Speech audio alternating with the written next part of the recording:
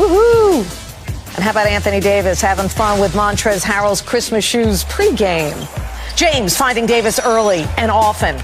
Davis with the finish, 28 points for AD. Later in the first, James in transition again finds Davis once again. Easy bucket. With James's third assist, he joined the Big O. Oscar Robertson is the only players with 100 career assists on Christmas Day. The two were not done. James and Davis had it going on throughout the first half. The dynamic duo combining for 32 points on 12 of 18 shooting from the floor, showcasing their dominance early against Dallas. Less than a minute left in the second. Doncic guarding James. James, too much, hitting that tough J over Luka. 22.7 boards, 10 assists for James. Look at that great shot. James scored or assisted on 31 of the 54 points the Lakers scored with him on the floor. Dennis Schroeder gets it to Kyle Kuzma, who drains the three. The Lakers hit 9 threes in the first half. They had 9 total threes in that season-opening loss. Third quarter, after putting up 11 in the first half, Doncic would put up 12 points in the third. 9 and 19 from the field for the game, 27 points, 7 assists. Just wouldn't be enough, though. Later in the third, Lakers up 14. James doing a little dancing on Doncic. Oh, that's not fair. Expanding the lead. But what about Dennis Schroeder and Montrezl Harrell, the new additions on the Lakers, right? Off-season pickups. How would they perform? Oh. Well, Schroeder finished with 18 points, 7-11 from the field, 6 assists. And Harrell, 22 points, 10 of 13 from the field, 7 boards. Both those guys helped the Lakers to a 14-point lead heading into the fourth quarter. Lakers were on the glass heavy all throughout this game. Markieff Morris, he'll miss the three, tip it out to Harrell. Kuzma and Harrell work the pick and roll. Kuzma is going to dump it off to Harrell, and he's going to finish inside eventually. And the Lakers go up 101-87. James here misses a three. Morris will keep it alive to Kuzma. Kuzma will find James, and then James would find Morris at the corner for three. Morris, 9.7 boards. Second chance points would hurt the Mavs, obviously, in this one, as the Lakers would outscore the Mavs 35-0 in second chance points. Wow. 138-115, the final. All Lakers in this one. Here's Anthony Davis after the big win. The more and more, we get to play with each other, the more we're going to figure things out. But, we went to the film and realized that, we can be a lot better. And we pride ourselves on not losing 2 in a row. We did the same thing last year. We never want to lose 2 games in a row, so we know we're going to come out and get this game. And come out with a lot of energy and effort. We know what our identity is. Our team know what our identity is. And, the ball is going to be in me and AD's hand for the majority of the time. But we have the ability to be able to defer, to Dennis. And he can run the offense, be able to defer and get the ball to Trez in the low post, and he do his thing. Be able to get the ball to Kuz in his sweet spots as well. So we know who we are, and we want to continue to build off that. LeBron James continuing to etch his name in the NBA history books, especially on Christmas Day. Friday was his 10th win on the 25th of December, tying his buddy Dwayne Wade for most all time. LeBron's 25 made threes on Christmas, tied with KD for most all time. And his 4 games with 10 assists, fewer only than Oscar Robertson. Dave McMenamin asked LeBron James about that air ball postgame. You told us that wine was to be part of your rehab process to get that ankle right. Is there any side effect to the wine affecting that free throw in the third quarter, or what happened there? No, I told you the other night, when I drink, the wine goes from straight down to the left side of my body. Tonight, I shot the free throw with my right hand, so it did not have, it had bad side effects. So I'm going to see if I can drink some wine. If I can shoot it down to the right side of my body, maybe it'll help my free throw, and it'll give me a little bit more strength to where it doesn't hit absolutely nothing. So we'll see what happens. Maybe I need to drink upside down tonight, maybe vampire style. We'll see. The Lakers in the West. I do. I think the Mavs are the biggest threat. And they're playing now without Porzingis, but that's because they're being careful. They want him healthy, obviously, this season. And you saw what Porzingis did in the bubble in the playoffs right before he got hurt. He was a monster. He was the crime partner Luka had that Kawhi, frankly, didn't. And by the way, had Porzingis not gotten hurt in that series, I'm very confident the Mavs would have beaten the Clippers. That's right. I picked the Clippers to go all the way. I thought they would have gotten knocked out in the first round. by that Mavs team. And with another year of experience, they should be better. Guys, I always talk about how the two-way wing is the quickest way to a championship when you pair those guys together, Jordan and Pippen or LeBron and Wade. But as the game has evolved increasingly, it's not just the two-way wing. It's the wing who's also the ball-dominant kind of offense organizer like LeBron or Luka. Luka Doncic, I think, is going to win MVP this year. He's already one of the best players in the game. And then Porzingis, as I mentioned, he has a guy, people forget the trajectory of Porzingis' career. Before he got hurt, he, to me, looked like he was evolving into a potential MVP one day. They have two guys like that, and they both perform under pressure. We saw that in these playoffs. And then, guys, look at the supporting cast. Tim Hardaway Jr. actually became a good player, not just a guy with a name who scores points on a bad team, but an actual player. He hits shots from outside. His defense got better. He can go get a shot if he needs to. Like, he's a player. And Kleba and Dorian Finney-Smith at the forward positions, or especially if Finney-Smith shoots like he did last year, guys, can bomb from the outside and defend. And now they have Josh Richardson. They gave up some shooting in Seth Curry. But the bottom line is Richardson's a better player. That's why he plays more minutes, because he can also really defend and he can hit some shots from the outside. Guys, I really think that this Mavs team, and finally, Stephen A., when you saw that Suns game, what impressed me is without Porzingis, because the Suns were getting after it. Without Porzingis, the Mavs are exceptionally well coached. Carlisle has a deep playbook. No matter what the defense does, the offense has an answer. 2, 3, 4 adjustments, doesn't matter, and everyone's exactly where they need to be. I think the Mavs are going to be the biggest threat. I respect the Mavs.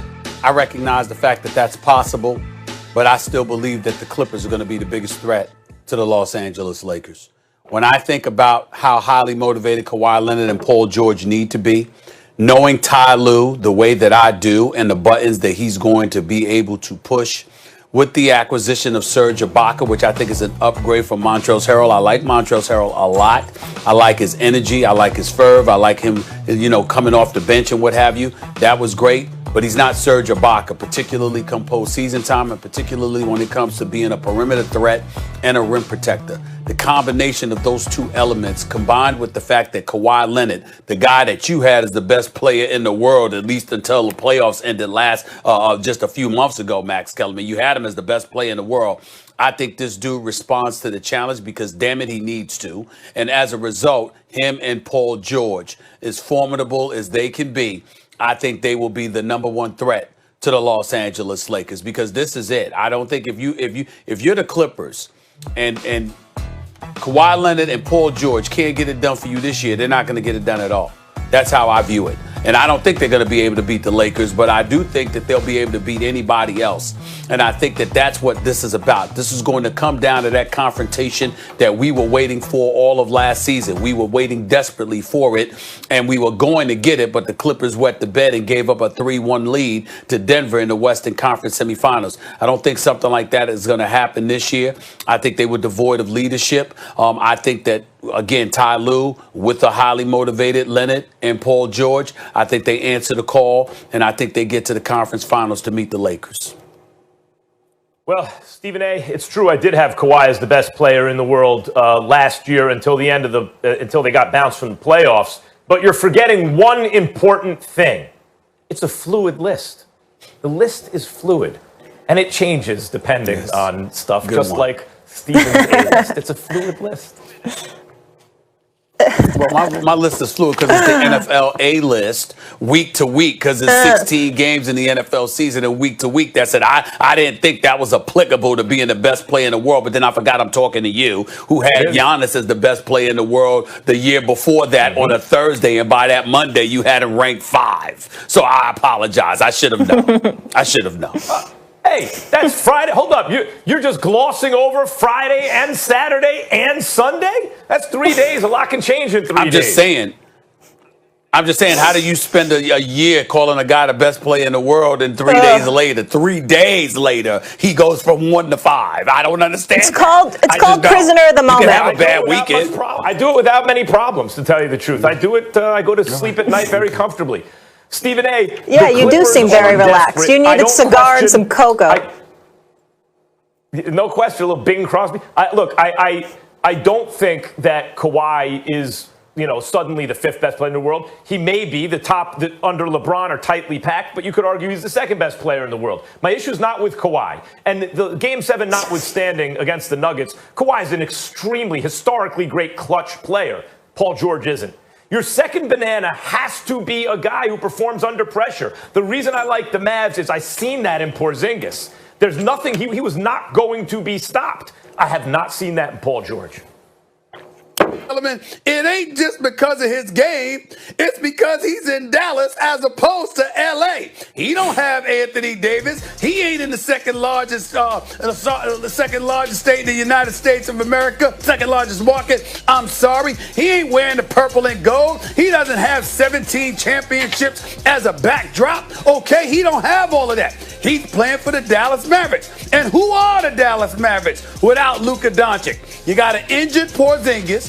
You got Dorian Finney-Smith. You got Tim Hardaway. Okay, you got Josh Richardson there now. No disrespect to them because we know that they can play and they're going to be in the playoffs. Very formidable guys, good dudes. And I love me that Tim Hardaway Jr. because I love his daddy. But let me tell you something right now. The bottom line is, without Luka, we ain't paying attention to anything about the Dallas Mavericks but Mark Cuban. And he's on Shark Tank. So the bottom line is Luka is more valuable because he's the one that single-handedly has this entire franchise relevant. That's why we got to go with Luka in this particular situation with this particular question. Well, a lot of times we say who's more valuable to their team, and we all know one guy is better, and that's LeBron. What we're really asking is who's on the lesser team. But I think it's more than that. When you say who's more valuable to their team, Luka or LeBron, I think LeBron is more valuable to his team. And I'll tell you why, Stephen A. You're right that if you take Luka away from the Mavs, like he gets them closer to a title, right? Or to the playoffs, or to winning a playoff series by himself, maybe, you could argue, because there's less around him. Although when Porzingis gets back, that'll change too. But I think there's something bigger than that. The question is, who gets you to the championship, to the promised land? If you put Luka on the Lakers and took LeBron off, I don't know that we'd all be saying, yes, the Lakers are definitely going to win the championship. But if you put LeBron on the Mavs and gave him Porzingis, maybe they would be title favorites. This comes down to the LeBron. It happens in the LeBron-Jordan debate, too. I think LeBron by himself gets a team closer to a title than Jordan by himself. But if you give Jordan something and you give LeBron something, yeah, right. But if you give them both stuff, Jordan will take you there every single time, right? That's who LeBron is in this NBA. He's the Jordan of this NBA. Whenever LeBron has a reasonable chance to win the title, he either does or gets very close. He goes 6 games with Dellavedova as his second best player. He beats the 73-win Warriors team. If you add KD to the Warriors, nothing he can do or anyone can do. But LeBron gives you that premium over everyone else, including the Lakers, that Luka just doesn't give you. LeBron goes to the Mavs, you think maybe they could win it this year. Luka goes to the Lakers, suddenly you're like, ooh, a lot of teams in the West can compete. That premium, not just being great, not just doing more with less, but when you have something, turning it into championships, makes LeBron the most valuable to his team. Well, I definitely hear where you're coming from, and I'm glad that you came to the party, albeit a bit too late, when you're recognizing LeBron as the best in the world and his extreme value. But let's take into consideration the specificity of the question that we're addressing here, Max Kellerman. The fact of the matter is, when we talk about Luka, we ain't just talking about basketball. When we talk about LeBron and Luka, we ain't just talking about basketball. Luka's an international icon right now. Luka ain't from the United States of America. He is an international icon, which is why Mark Cuban just brought up his cachet with social media. Because the bottom line is, when you look at the Dallas Mavericks, this guy has got them on the map. You realize how much money Luka is making for the Dallas Mavs franchise? Listen, I don't care whether it's Lithuania, Serbia, Morocco, I don't give a damn where it's from. Everybody across the world knows something or two about the Mavs jersey right now and the Mavs franchise. All because of Luka. So let's take that into consideration, along with him being 21 years of age, along with him being white. Let's bring that up too. The brother's got a lot of cachet, and I'm talking about overall value. I'm looking at him right now, and I'm saying This kid right here is something special, and we can't ignore that. Well, I just looked up Luka while you were talking on Twitter. He has 1.1 million followers. LeBron has 48.5 million. I don't think we want to play. That's right. That's true. I don't think we want to play the social media game with LeBron. He's a beast. We know. But I'll say this: it's joking. not a knock against Luka. Luka at 21, 20, like it's ridiculous the kind of stuff he's doing at his age. He's almost on pace with LeBron. But LeBron, by the way, when I said Kawhi is the best, that's not the first time I thought LeBron was no longer the best and I was mistaken. It's happened 3 times. Steph Curry, when he won the MVP and the team looked invincible, I thought LeBron's better, but in this NBA, Steph is better because he can shoot. And then Giannis. I thought that with Giannis. And then Giannis. I thought that with Kawhi. And then Kawhi. No doubt. And the remarkable thing about LeBron is whenever it looks like there's a contender to his throne and events conspire to make you think, well, he's had it. He's getting older. This dude is on the come up. He took it over. He beat back those challenges. Max? Steph, Giannis, and Kawhi. It's the reason he's next to Jordan all time. First Take fans everywhere, Max Kellerman, knows that you are a huge baseball fan. Ain't that correct? Yeah, correct. Since you're a huge baseball fan, 3 strikes and you're out. Steph, Giannis, Kawhi. Done. Oh, you're my out. goodness. Stephen A., that's right. I'm going to be honest with you. LeBron's demise. That's true. I feel like you can't see me right now. There I am. But Stephen A.'s Christmas morning just started at around 11 o'clock. He officially woke up. Southern Steve. I know you're a late night kind of guy, but thank you for joining the party. Merry Christmas, Southern Steve. It's good to have you with us. Became that kind of guy over the course of his career. So I don't really compare them at all. Mark, always welcome to the show. Thank you for being on the show. When you look at your team right now, obviously you won a title. You won a title in 2011. Haven't been back since. But how are you feeling about your team now, particularly after you witnessed what you witnessed in the bubble? What do you think about this team now as a title contender? Your team. Well, there's the team with KP and there's the team without. We're obviously a different team without the unicorn. We expect him back in the next couple of weeks. And so if everything goes according to plan, and, having KP, he's always open and he can make shots from anywhere in the court. He's a defensive impact all the time.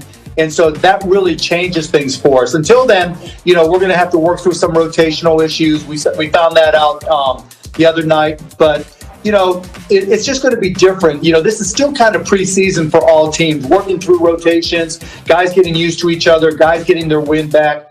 And so, it's going to be a little bit different, but I'm confident in this team. I really like what we have. We've added a lot of defensive attitude with James Johnson and with Jay Rich. There's just so many different things we can do. We like our rookies, Tyrell Terry, Josh Green, Nate Hinton. We've got a lot of really good pieces. And, of course, our guys that are coming back alongside Luka, Timmy Hardaway, et cetera, that can play. There's a lot to be excited about for Mavs fans. I agree, Mark. I think the Mavs were my sleeper pick even last year, and I like you to get to the Western Conference Finals if Porzingis can stay healthy for a lot of the reasons you just mentioned, not to mention Dorian Finney-Smith and Maxi Kleber, who can both bomb now from the outside and play defense. Yep. But also because what I saw in Game 1 against Phoenix, who was getting after it defensively, and you don't have Porzingis, was a very well-coached team on offense especially. Something broke down. It didn't matter. A play was stopped. They regroup immediately. Everyone's where they're supposed to be. That's a deep playbook and a well-coached team. What are your expectations for Rick Carlisle and your squad? What is a successful season? What's an unsuccessful season? Going into the playoffs, go deep into the playoffs is a successful season. Everything else doesn't matter. We do have a great coach. We got great players. You mentioned Maxi Kleber, the most underrated defensive player in the NBA. People don't realize what a great defender he is. His three-point shot keeps improving. Just tell him. He'll say, call me. He wants you to know that he can play. Dorian Finney-Smith. We do this thing. We track internal analytics, things during practice and everything. Dodo, his shots selection, his ability to make threes just keeps on improving every single year. So we expect him to get even better. We've got all the tools. We've got a great coach. We've got Luka, who makes everybody better. KP, I'm completely confident he'll stay healthy. The sky's the limit for this team. I can't overstate rather how excited I am for these guys. Mark Cuban, let me take it off the court for a little bit because you're more qualified than most to answer this question. I know that you're incredibly excited about your team. You're incredibly excited about this season. And obviously, you were actively involved with a lot of stuff that was going on in the offseason, last season, not just with COVID, but with social justice issues. And I applaud you for all of that. My question to you would be this. As successful as the NBA was in the bubble with no positive tests, just recently, we had a game postponed, obviously, in Houston with Harden and those boys because of COVID, potential positive tests and things of that nature. I want to know, how concerned are you about this season now that there is no bubble? Everybody's going to be in their respective city. You're still going to be traveling to games and things of that nature. Are you concerned at all about this season going forward uninterrupted? Yes, of course. We've already lost a game. This is a maturity test for all 450 players in the NBA. And plus the two-way players. This is a chance for guys really to make mistakes outside the bubble, and it's going to happen. We've already seen it happen. One of the reasons I'm traveling with our team on Christmas Day is to show them, that this is important to me, that we need to all be very vigilant. We can't be going out because we're in LA or we're Dallas or wherever. We've got to make sure we're getting tested. We're filling out the questionnaire every morning. We're watching out for each other. And that doesn't mean, keeping an eye on each other, but supporting each other. I have this saying that I've had for 20 years. You can have one knucklehead on the team, but you can't have two, because the two knuckleheads hang out together and cause problems for everybody else. This year, that's amplified even more. You can't even have one knucklehead, because if that one knucklehead goes out and doesn't report or doesn't do what they're supposed to, that can infect an entire team and take down, a good part of your season. Because if you get sick, if somebody gets sick, who knows what the consequences are, not just administratively with the NBA, but health-wise, which is far more important. So being vigilant about that, making the guys understand how important this is and what's at stake. That's one of the reasons I'm here on Christmas Day, to show my support, to be there with them, to be at the team meals, to let them see me, to be sitting alone even at the games, to show them that, this is not typical. There's going to be mistakes. We've already seen them. And part of my job is to reduce the mistakes here at the Mavs and hopefully set an example for the entire NBA that it can be done. Well, you're certainly setting the tone. I kind of want to stay with that subject, because one of the dominant storylines of late has been James Harden and his tenuous relationship with the Rockets. Mark, if you were in charge of that team, how would you handle the situation moving forward? I don't want to speak for another owner or another organization. We've had issues in our team, and every team goes through something. And players have to make their own decisions about what's best for them. I just try to keep my relationships with our players as strong as possible, so that in the event they want change, we can handle it privately and deal with it privately. I mean, I've certainly had players request and even demand trades over the past 20 years, and we've just dealt with it. We've tried not to make it public. And there's, I don't want to speak for another owner or player or organization. It's never an easy set of circumstances. Mark, don't you feel that you owe the people of New York an apology? After all, they knew it was an incredibly bad idea to trade Kristaps Porzingis, and you took advantage of a completely inept franchise. How dare you? Don't you owe the people of New York an apology, the many Knicks fans who you robbed of Kristaps Porzingis? Merry Christmas, Max. It's a for beautiful Dallas day. Fans. It's a beautiful day for basketball. We're going to have all these games. Tune in on ESPN. I mean, what's better on Christmas Day? Open your presents and spend a whole day watching basketball. That's my thank you to New York, Dallas, LA, Miami, Chicago, all NBA cities. Mark, as crazy as this question may sound, I'm going to ask it. As crazy as this question may sound, Mark, I'm going to ask it anyway because I know that obviously with the Greek Freak electing to stay in Milwaukee, you got a guy that committed to stay into a smaller market.